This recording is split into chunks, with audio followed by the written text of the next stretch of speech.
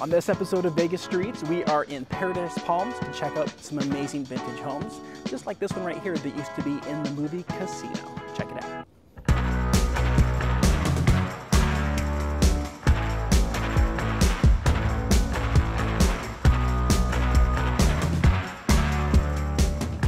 So in the 1960s, some of the designers from Palm Springs in California decided to plant this really cool community here in Las Vegas.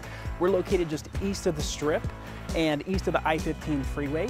And what we have here is we have a really nice community nestled inside of a golf course. A lot of them are mid-century home styles, and they built anywhere from the 60s to the 70s.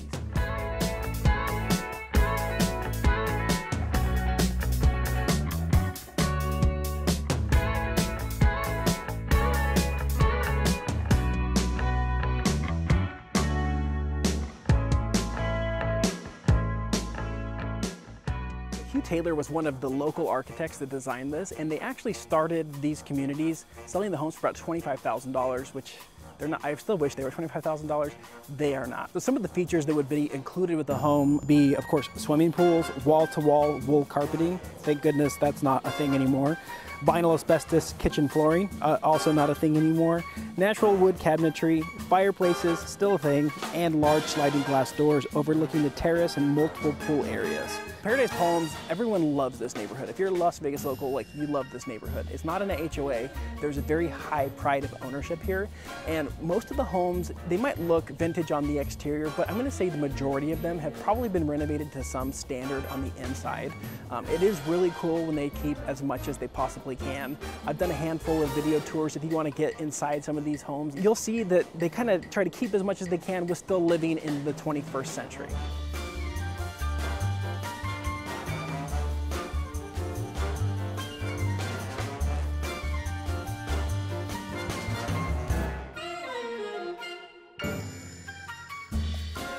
We are at Las Vegas National Golf Course, which is nestled in between a lot of the homes in Paradise Palms. So if you're lucky enough to pick up one of these cool vintage homes that don't go for sale very often, if you get one that has the backyard fencing facing the golf course, like, oh, so much better. Big, great trees, lots of green space that you don't have to take care of, and you're just steps away if you want to go ahead and join Las Vegas National, because it's open to the public. Now that we've explored a little bit of Paradise Palms, let's talk about some of the pros and the cons. The pros for me are the aesthetics. I mean, it's just really hard to find authentic mid-century design homes anywhere in the nation, and especially here in Las Vegas, we have such a limited supply. I think that's a big pro. I think the pride of ownership's awesome. Everyone takes care of their homes for the most part, and everyone's so happy to be here, and there's a really tight-knit community that often does events monthly and quarterly. Another pro is that you're close to the Strip, so if you have friends coming in town, you got to get to the airport or entertain, great spot for that. You can definitely get a pool here. That can be harder and harder to go as restrictions have come. So pools, bigger size lots, and the great ambiance of all the amazing trees, big pros in my book. Now let's talk about some of the cons. I would say one of the biggest cons would be directly outside this neighborhood, it changes very drastically. You might not have that same pride of ownership in some of the surrounding neighborhoods. Also, the power lines. That can be a big eyesore for a lot of people.